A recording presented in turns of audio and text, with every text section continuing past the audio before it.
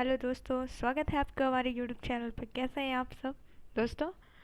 जैसा कि हमने पिछले वीडियो में 1 से लेकर 7 तक जो सूरदास के भ्रमर गीत है उसका जो आरंभिक पद है 1 से लेकर 7 तक हमने पिछले वीडियो में कवर करा दिया है। इस वीडियो में हम 8 से लेकर 14 तक के जो पद हैं उसको कवर कराएंगे। उससे पहले वीडियो को स्टार्ट करने से पहले सेल्फ प्रमोशन कि आप वीडियो को लाइक कर दीजिएगा अगर पसंद आए तो, और साथ में चैनल को सब्सक्राइब कर लीजिएगा और अपने दोस्तों के साथ शेयर कर दीजिएगा जिससे कि ज़्यादा से ज़्यादा लोगों तक वीडियो पहुंच पाए और ज़्यादा से ज़्यादा लोग इस वीडियो का फ़ायदा उठा पाएँ। साथ ही साथ आप कमेंट सेक्शन में अगर आपका कोई सुझाव है या फिर आपको वीडियो कैसी लगती है तो आप ज़रूर लिख कर बताएँ, और साथ में आपको और किस चीज़ का वीडियो चाहिए ये भी आप रिकमेंड कर दीजिएगा हमें अगर आप सही समझें तो बिना टाइम वेस्ट किए चलते हैं, वीडियो को स्टार्ट करते हैं। इससे पहले आप इसके पहले वाली वीडियो को ज़रूर देख लीजिएगा, आपको बेटर तरीके से समझ में आएगा। तो चलिए स्टार्ट करते हैं। तो हमने आपको बताया था कि सूरदास जी का जो भ्रमर गीत है उसमें सूरदास जी कृष्ण भगवान और जो उद्धव जी हैं उनके मध्य के जो संवाद हैं, जो वार्तालाप होती है उन दोनों के मध्य में, कि जब कन्हैया मथुरा जाते हैं कंस के बुलाने पे, कंस का वध करने और अपने माता पिता देवकी और वसुदेव जी को छुड़ाने के लिए, जेल से, कारागार से मुक्त करने के लिए, तो उस समय क्या होता है कि कान्हा जी वहाँ चले जाते हैं और वहीं रह जाते हैं। लेकिन कामकाज में तो वो बहुत व्यस्त रहते हैं। एक दिन उनको ब्रज की बहुत याद आती है, इतनी याद आती है कि वो अपने आप को रोक नहीं पाते हैं और वो भावुक हो जाते हैं। तभी उनके मित्र, परम मित्र उद्धव जो हैं वहाँ पे आ जाते हैं। उद्धव कन्हैया को इतना दुखी जान करके वो उनसे पूछते हैं कि क्या बात है कन्हैया, आज तुम इतने उदास क्यों हो? तो चूँकि उद्धव कान्हा जी के मित्र हैं और रूप रंग में बिल्कुल कान्हा जी के जैसे हैं उद्धव जी, तो कान्हा जी जैसे कोई अगर मित्रवत आपसे पूछता है आपकी उदासी का कारण तो आप बता देते हैं, वैसे ही कान्हा जी उद्धव को सब बताते हैं व्यथान से, और उनसे कहते हैं कि मुझे ब्रज की बहुत याद आ रही है, ब्रज मुझसे भूलता नहीं है, वहाँ के लोग मुझे भूलते नहीं हैं, तुम जाओ ब्रज में मेरा संदेशा लेके। तो अब क्या है कि एक सेकेंड पहले पे आते हैं। हाँ, तो उद्धव जी क्या है कि ब्रज में अब आए हैं। अब जब वो ब्रज में आते हैं तो कान्हा जी उनको बताते हैं कि वहाँ कौन कैसे मिलेगा, किससे क्या बात करनी है, मेरा कौन सा संदेशा किसको देना है, पूरा विस्तार से उनको बताए हैं। तो अब उद्धव जब यहाँ पहुँच रहे हैं तो क्या हो रहा है वो देखते हैं कि उद्धव, अब यहाँ पे भी कन्हैया जी भेज रहे हैं उद्धव जी को कि उद्धव बेग ही ब्रज जाहूँ। उद्धव बेग ही मतलब जल्दी ही, ब्रज जाहूँ मतलब जाओ। हे उद्धव तुम जल्द से जल्द ब्रज जाओ, सूरत इस संदेश सुनाए मेटो वल्लभिन को धाओ। यहाँ पे वल्लभिन किसको कहा गया? गोपियों को कहा गया है और राधा जी को कहा गया है।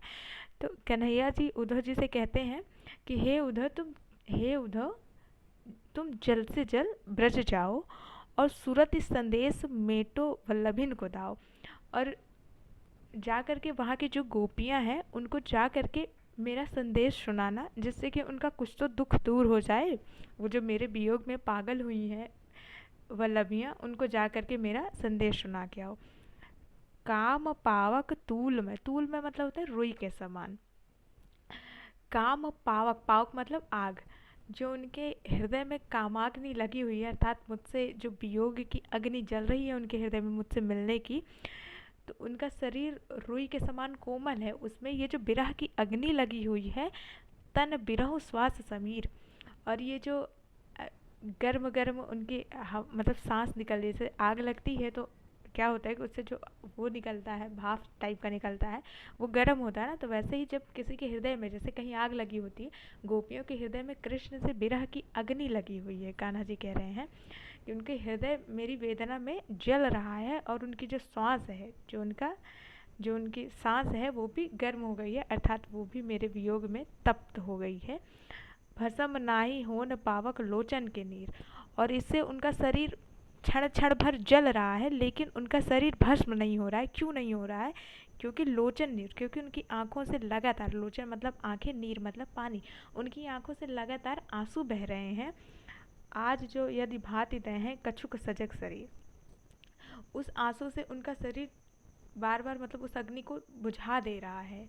लेकिन ज़्यादा देर तक अजो लो यदि भांति, यदि आज उनके पास ये संदेशा तुम नहीं लेके गए तो भांति वह है कछुक सजग शरीर, तो उनका जो ये शरीर है वो ज़्यादा देर तक सजगता नहीं धारण कर पाएगा, ज़्यादा देर तक धैर्य नहीं धारण कर सकता है, ज़्यादा देर तक वो इस पीड़ा को सहन नहीं कर पाएगा। इते पर बिनु समाधानो क्यों धरे तीय धीर, इसलिए तुम जा करके मतलब बिना समाधान के, अब बिना उनको ढाढ़स बनाए, बिना उनको सांत्वना दी, बिना उनको धैर्य प्रदान किए अब उनका कल्याण नहीं हो सकता है। उनकी विरह वेदना अब इतनी ज़्यादा तीव्र हो गई है कि अगर उसको समय रहते उसका समाधान ना किया गया तो उनका शरीर उस विरह वेदना को, विरह वेदना की जो संताप है, जो अग्नि है, उसको झेल नहीं पाएगा, उसको बर्दाश्त नहीं कर पाएगा।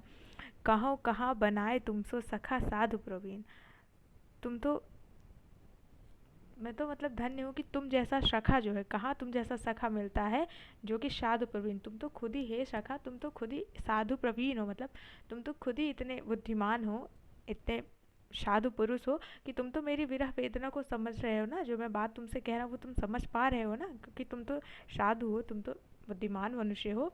सूर सुमति विचारे हैं जहाँ जीव जल बिन, तुम ही, सूरदास जी कहते हैं कि कान्हा जी उद्धव से कहते हैं कि हे उद्धव तुम ही सोच विचार कर मुझे बताओ कि जिस प्रकार से जल से अलग होकर के मछली नहीं जीवित रह सकती, उसी प्रकार से गोपियों के यहाँ मछली के समान बताया गया और कान्हा जी को पानी के समान। तो कह रहे हैं कि मैं ही, जिस प्रकार से मछली पानी से अलग होकर के नहीं ज़्यादा देर तक जीवित रह सकती, उसी प्रकार से गोपियाँ मुझसे अलग होकर ज़्यादा देर तक बिना मेरी सुध के, बिना मेरे किसी संदेश के वो ज़्यादा देर तक जीवित नहीं रह सकती, ज़्यादा देर तक मुझसे बिना मिले। इसलिए अब तुम शीघ्र करके जाओ, बेग से मतलब जल्दी जाओ और जा करके उनको मेरा संदेशा कहो, जिससे कि उनका कुछ तो दुख कम हो। तो बढ़ते हैं नेक्स्ट पंक्ति में। इसके बाद क्या है कि, एक सेकेंड, पथिक संदेशो कहियो जाए आवेगे हम दोनों भैया मैया जन अकुलाए।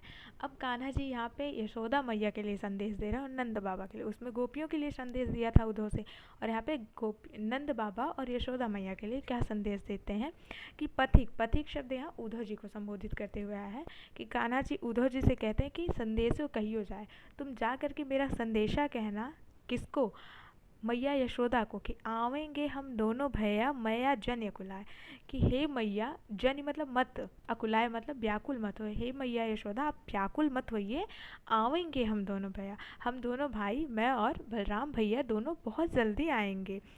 याको बिलगु बहुत हम मान्यो जो कहीं पठ्यो धाय, ये जो आपने देवकी माँ से और वसुदेव पिताजी से आपने ये जो अपने आप को धाय माँ कहकर के मतलब कहा था कि ये जो कन्हैया हैं और बलराम है ये हमने मतलब हम इनकी धाय, धाय माँ क्या होती हैं कि ऐसी माँ जो जन्म तो नहीं देती हैं लेकिन पालन पोषण करती हैं। तो वही कान्हा जी कह रहे हैं कि हमको बहुत बुरा लगा कि आपने देवकी माँ से अपने आप को धाय माँ कहा, हम दोनों की आप धाय माँ हैं, मतलब हमको इस बात का बहुत बुरा लगा है, क्योंकि कान्हा जी यशोदा मैया को धाय माँ से बढ़कर मानते हैं, वो उनके लिए जितना देवकी माँ प्रिय हैं उससे कई गुना ज़्यादा यशोदा मैया प्रिय हैं उनके लिए। कहाँ लो कीर्त मानिए तुम्हारी, तो वही कान्हा जी उनकी बड़ाई करके कह रहे कहाँ तक मैं आपका गुणगान करूँ, कहाँ तक मैं आपका यश गाऊँ, कीर्ति, कीर्ति मतलब यश गाऊँ, आपका गुणगान माऊँ, आपका उपकार मानूँ, तुम्हारी बड़ों कियो पै प्यार, तुमने हमको प्यार से पाल पोस कर तो बड़ा किया है माँ, तो आप मेरी धाय माँ कैसे हो सकती हैं। इसलिए आपने ये जो धाय माँ अपने लिए कहा है वो हमें बहुत बुरा लगा है। कहियो जाए नंद बाबा सो अरु गही पकड़ो पाए, और अब उद्धव जी से कह रहे हैं कि हे उद्धव तुम जा करके नंद बाबा से कहना कि अरु गही पकड़ो पाए, मतलब जाकर, अरु मतलब उनके, गही मतलब कस के पकड़े, पाए, पाए मतलब पाँव को पकड़ के, मतलब उनके पाँव को छू करके, जैसे होता नहीं कोई बड़ा होता है जिसको आप मान देना चाहते हैं उसके पाँव छूते हैं, तो वही कान्हा जी कह रहे हैं कि अब जा करके नंद बाबा से उनके पाँव पकड़ के उनसे हमारा संदेशा कहना कि दो दुखी हो न नहीं पावई घूमरी गौरी गाय, कि हे नंद बाबा दोनों गैया, घूमरी मतलब काली और धौरी मतलब सफ़ेद, जो काली और सफ़ेद गाय हैं वो दोनों गैया, उनको दुखी मत होने दीजिएगा नंद बाबा। यद्यपि मथुरा विभव बहुत है तुम बिन कछु न सुहाए, हाँ ये बात सत्य है कि मथुरा में विभव, यद्यप मतलब हाँ, मतलब विभव मतलब बहुत वैभव है, वैभव मतलब धन दौलत है, पैसा है, मतलब ऐश्वर्य है। तो कान्हा जी कह रहे हैं उद्धव से कि हे उद्धव, जाके नंद बाबा से कहना कि हाँ, मथुरा में वैभव बहुत है, मथुरा बहुत धन धान्य है, पर तुम बिन कछु न सुहाए, लेकिन आप दोनों के बिना यहाँ कुछ अच्छा नहीं लगता है। सुहाए मतलब अच्छा नहीं लगता है। मतलब कान्हा जी कह रहे हैं कि हे यशोदा मैया, नंद बाबा, एक तरफ संसार का सारा सुख हो और एक तरफ आपका लाड प्यार, तो आपके लाड प्यार के आगे ये संसार का सारा सुख निरर्थक है। अर्थात ये मथुरा नगरी जो है बहुत सुख समृद्धि से परिपूर्ण है, उसके पश्चात भी आप दोनों के बिना कुछ भी अच्छा नहीं लगता है। सूरदास ब्रजबासी भोगन भेंटत हृदय जुड़ाए। सूरदास जी कहते हैं कि कन्हैया उद्धव से कहते हैं कि जाके नंद बाबा और यशोदा मैया से कहना कि ये जो ब्रजवासी हैं, जो ब्रज के लोग हैं, आप लोग हैं, मेरा हृदय तो तभी शुद्ध होता है, अर्थात मेरा हृदय तो तभी प्रफुल्लित होता है, आनंदित होता है, खुश होता हूँ मैं, जब ब्रजवासी लोगन, जो ब्रजवासी, जो ब्रज के लोग हैं, उनको जब मैं भेंटता हूँ हृदय से भर के, जब उनके बीच में होता हूँ, जब उनके आसपास में होता हूँ, उनके साथ में होता हूँ, तभी मैं सर्वाधिक आनंद का अनुभव करता हूँ। नेक्स्ट चलता हूँ। नीके रहियो जसुमति मैया, आवे ग दिन चारी, पाँच में हम हलधर दो मैया। अब इसमें यशोदा मैया से कहने की बात कर रहे हैं उद्धव से कान्हा जी, यशोदा मैया के लिए संदेश दे रहे हैं कि हे उद्धव, जाना तुम तो मेरी यशोदा मैया से कहना कि नीके रहिए, वो अच्छे से रहें, परेशान ना हो। जसुमति मैया, मेरी जो यशोदा मैया है, उनसे कहना कि वो परेशान ना हो। आवेंगे दिन चार ही, पाँच में हम हलदर दो मैया, 2-4 दिन में, अर्थात बहुत जल्दी हम दोनों भैया, हम और बलराम भैया बहुत जल्दी आएंगे उनसे मिलने। जा दिन ते हम तुमते बिछुरे, काहू न कहो कन्हैया। उनसे कहना कि जिस दिन से, जा दिन मतलब जिस दिन से, हम तो मतलब यहाँ पे कान्हा जी अपना और बलराम भैया का बात करें, कि जिस दिन से मैं और बलराम भैया आपसे बिछुड़े हैं, बिछुड़े मतलब अलग हुए हैं, काहू न कहे, काहू मतलब किसी ने भी, कन्हैया कहो कहा नहीं है। जिस दिन से हम आपसे बिछुड़े हैं, उस दिन से हमें किसी ने कन्हैया नहीं कहा है। कबहू प्रात न कीन्हो कलेवा, साँझ न पीनी छया। कह रहे हैं कि और कबहू प्रात, और कभी भी सुबह सुबह, ना कीनो कलेवा, कलेवा मतलब नाश्ता होता है, कह रहे हैं कि और हमने कभी भी सुबह सुबह नाश्ता नहीं किया, सांझ न पीनी छाया, और ना ही शाम को छाछ पी है। छाछ होता है, मट्ठे का बनता है, आप लोग जानते होंगे, अगर जो गांव से होंगे या फिर जो शहर से हैं उनको भी ये पता होगा। आगे क्या कह रहे हैं कान्हा जी कि वंशी बेन संभारे राखियो, और अबेर सवेरो। और कान्हा जी कह रहे हैं कि मैया, जो मेरी वंशी है, वंशी वेणु दोनों एक दूसरे के समानार्थी शब्द हैं, जो मेरी वंशी है, जो मैं बजाता था, जो मेरी वंशी है, उसको आप संभाले रखिए, उसको संभाल के रखिएगा। और अबेर शबेर, चाहे जितना दिन भी हमको लग जाए, आप उसको संभाल के रखिएगा। मत ले जाए चुराए राधिका, कछुक खिलौना मेरो। और मति, और ये ध्यान दीजिएगा कि राधिका, जो राधा है, वो मेरा कोई खिलौना चुरा करके कहीं इधर उधर ना कर दे, कोई चुरा करके अपने घर ना ले चली जाए। कहियो जाए नंद बाबा सो, निपट निठुर जी कीन हो। और जा करके मेरे नंद बाबा से, हे उद्धव, उनसे जा करके कहना कि नंद बाबा सो निपट निठुर जी कीनो, कि उनका हृदय कितना कठोर उन्होंने अपना हृदय कर लिया है हम दोनों भाइयों के लिए, कि सूर्य श्याम पहुँचाए मधुपरी, बहुरी संदेश न लीनो।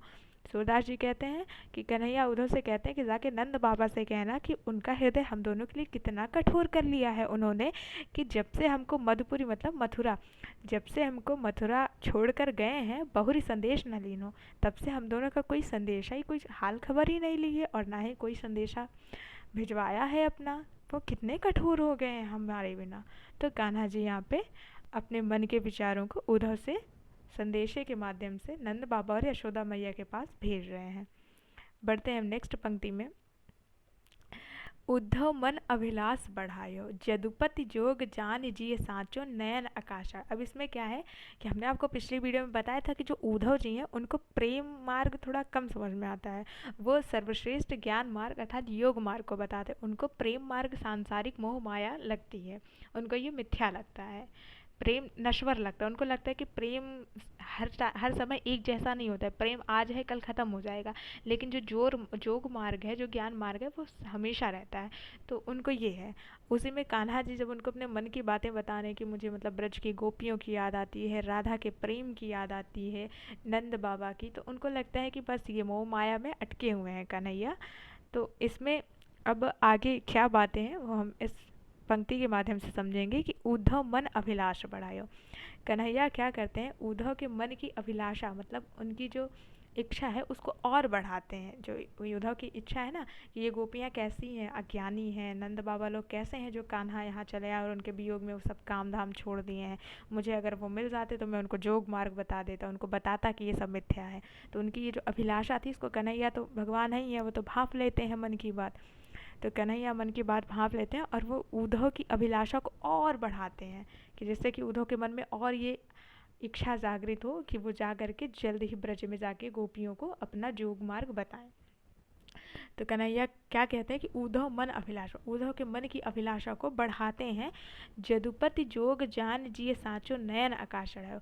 और उद्धव को ये दिखता है कि जब कन्हैया उनसे कहते हैं कि तुम ब्रज जाओ और गोपियों को समझाओ अपनी मतलब बुद्धि से, तुम तो ज्ञानी हो, ये हो, तो उद्धव सोचते हैं कि ये जो जदुपति हैं, जदुपति अर्थात जो कृष्ण है, यादवपति हैं, यादव के स्वामी हैं, जो कृष्ण भगवान है, जोग जान जिये साचो, उन्होंने आज मेरे जोग को, जो मेरा ज्ञान मार्ग था, आज उसको उन्होंने सत्य साबित कर दिया। आज वो भी इस बात को मान लिए कि हाँ ये प्रेम उरम तो मिथ्या है, जोग मार्ग ये सत्य है, इसीलिए तो मुझे गोपियों के पास भेज रहे हैं। नयन आकाश चढ़ायो, इसलिए वो अपनी आंखों को ऐसे आकाश की तरफ देख करके जो है बड़े गर्वान्वित होते हैं, अपने आप पे गर्व करते हैं कि आज तो कन्हैया ने भी मेरी बात मान ली। नारिन पै मोको पठवत हो कहत सिखावन जोग, तुम मुझे ब्रज की नारियों को जोग जोग ज्ञान विद्या सिखाने के लिए भेज रहे हो कन्हैया।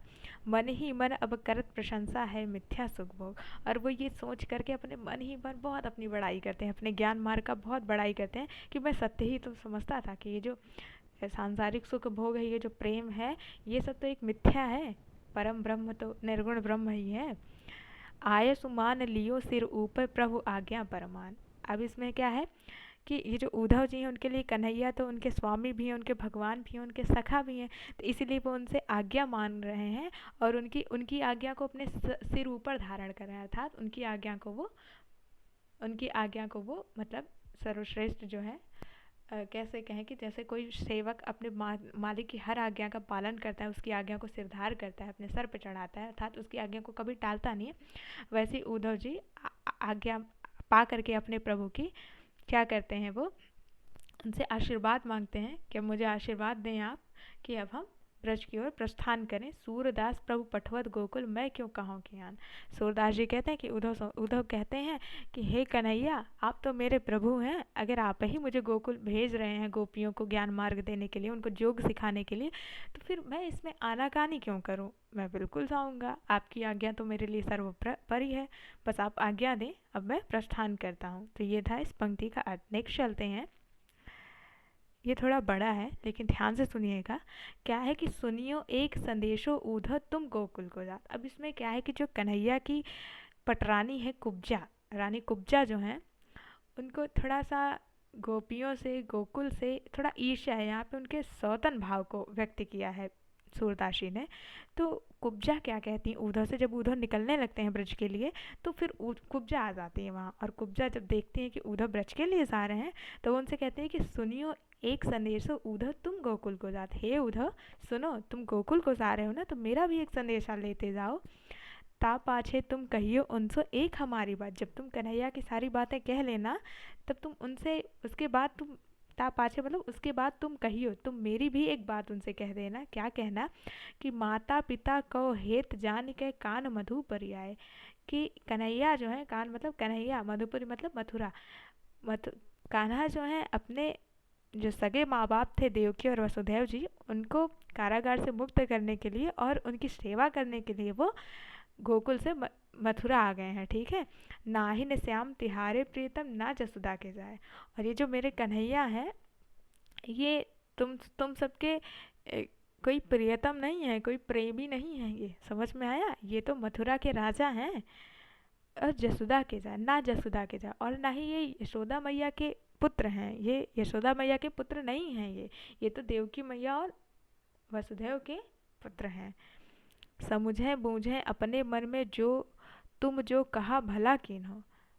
और उनको समझा बुझा देना कि वो जो अपने मन में ये सोचते हैं कि कन्हैया मेरे हैं, क्यों कन्हैया उनके हैं, ऐसा क्या भलाई की है उन्होंने कन्हैया के साथ। और जसोदा माखन काजे बहुत तक त्रास दिखाई, और जो जसोदा मैया बहुत कन्हैया कन्हैया कह के बिलाप कर रही हैं, उनके वियोग में तड़प रही हैं, उन्होंने कहा बहुत अच्छा किया है, एक माखन के कारण मेरे कन्हैया को इतना दुख दिया है उन्होंने, एक तुच्छ माखन के लिए। तुम्हें सबे मिली दावर दीनी रंच दया नाई। और जो मेरे कन्हैया जो है, तुम सबका माखन थोड़ा सा चुरा लेते थे तो तुम लोग उनको रस्सी से बांध देती थी, थोड़ा भी दया नहीं आई तुमको। रंच मतलब रस्सी से, रस्सी से बांध देती थी, थोड़ी भी दया नहीं आई। और वृषभानु सुता जो कीन्ही, सो तुम सब जिए जानो। और जो वृषभानु सुता अर्थात राधा जी ने जो मेरे कन्हैया के साथ किया, वो तो सब जानते हैं ना, तुम लोग भी तो जानती हो। यहाँ ताज, यहाँ लाज तजी ब्रजमोहन, अब काहू दुख मानो। इसीलिए तो मेरे मेरे कन्हैया राधा की वजह से अपना लाज सब त्याग दिए थे, उनको इतनी लज्जा आई थी। इसीलिए तो मेरे कन्हैया ने ना सिर्फ राधा को त्यागा बल्कि पूरे ब्रज को ही त्याग दिया है। सूरदास सुनी सुनी बातें श्याम सह रहे शिरनाई। सूरदास जी कहते हैं कि कुब्जा का यह संदेश जो उद्धव को गोपियों के लिए और जसोदा मैया नंद बाबा के लिए दे रही हैं, उसको बस सर झुका करके कन्हैया सिर्फ सुनते हैं। इत कुब्जा उत प्रेम ग्वालिन कहत न कछु बनी आई। कुब्जा को क्या पता कि गोपियाँ मुझसे कितना प्रेम करती हैं, यशोदा मैया के लिए मैं क्या हूँ। कुब्जा कैसे, इसको मैं कुब्जा को नाराज़ भी नहीं कर सकता हूँ रोक कर कि ऐसा मत कहो, और ना ही मैं गोपियों के लिए ऐसा सुन सकता हूँ। ये कन्हैया मन में अपने सोच रहे हैं और उनसे कुछ कहते नहीं बन रहा है। तो ये था इस पंक्ति का। चलते हैं नेक्स्ट। को आवत है तन श्याम। अब यहाँ पे उद्धव जी निकल लिए हैं, कुब्जा का संदेश लेकर के, कन्हैया का संदेश लेके उद्धव ब्रज के लिए निकल गए हैं। और वो थोड़ी दूर जब ब्रज में आ रहे हैं तो क्या होता है कि सखियाँ तो होती हैं ना कन्हैया की राह, जब से कन्हैया गए थे जो गोपियाँ थीं वो कन्हैया की राह, जिधर से कन्हैया गए थे उसी राह पे वो अपनी आंखें गड़ाए हुए कन्हैया को एकटक रोज़ रोज़ निहारती कि अब आएंगे कन्हैया, अब आएंगे कन्हैया।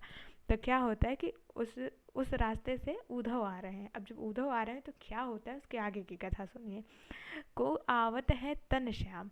अब कोई सखी देख लेती है उद्धव को आते हुए, तो दूर से तो उद्धव और कन्हैया, मैंने कहा था ना उद्धव और कन्हैया बिल्कुल रंग रूप में, पहनावे में जो कन्हैया पहनते थे वही उद्धव पहनते थे, जैसे कन्हैया थे वैसे उद्धव थे, सब कुछ एकदम सिमिलर था, सेम था, एक समान था।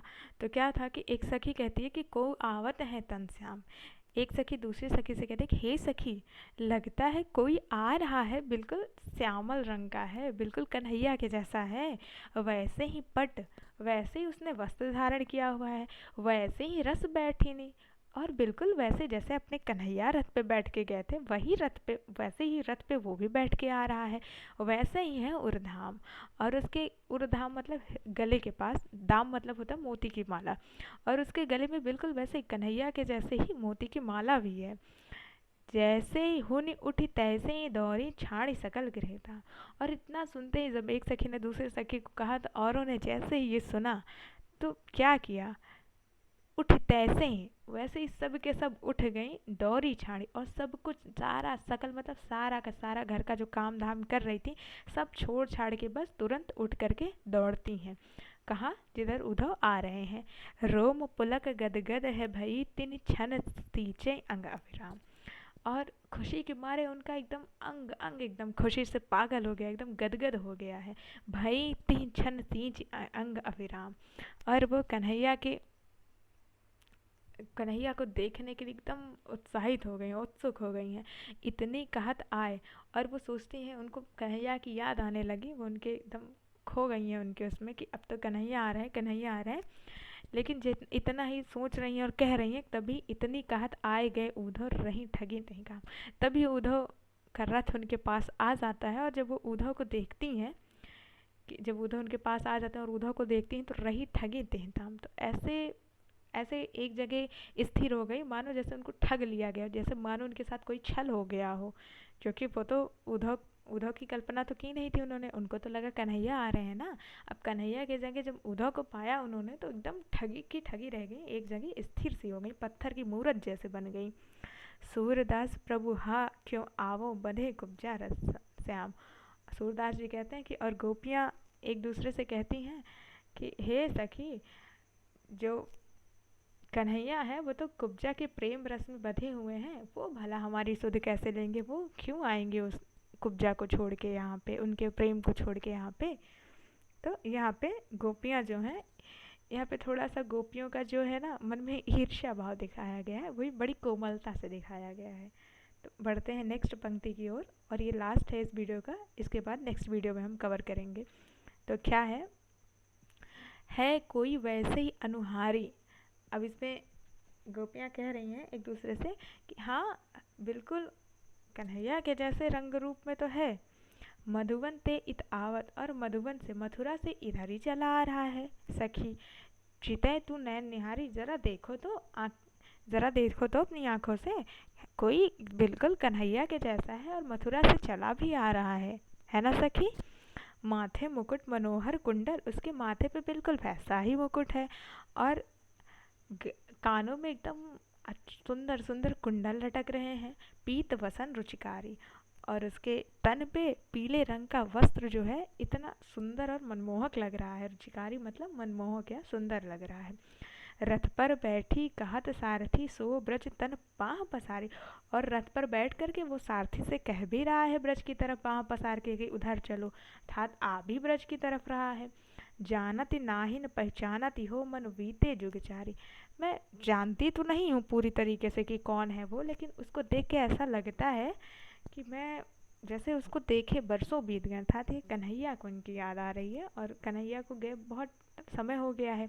तो ये कह रहे हैं कि वो जो चला आ रहा है मैं उसको पहचानती तो नहीं हूँ, अच्छे से जानती भी नहीं हूँ, लेकिन ऐसा लगता है कि उसको देखे बरसों बीत गए हैं।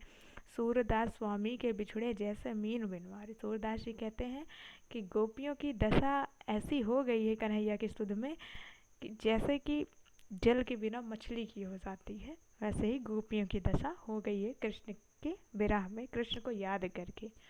जब वो उद्धव को देखते हैं तो उनको कृष्ण की और याद आती है, और वो उद्धव के विषय में बात करते हुए कन्हैया को याद करती हैं, और इस प्रकार से उनकी याद में मग्न हो जाती हैं, इस प्रकार से दुखी हो जाती हैं जैसे पानी के बिना मछली छटपटाने लगती है, वैसे गोपियाँ कृष्ण के विरह में छटपटाती हैं। तो आज के लिए बस इतना ही था। अगर वीडियो पसंद आए तो फिर से चैनल को लाइक कर दीजिएगा, वीडियो को लाइक कर दीजिएगा और चैनल को सब्सक्राइब कर लीजिएगा। तब तक के लिए जय हिंद दोस्तों, अच्छे से पढ़ाई कीजिए।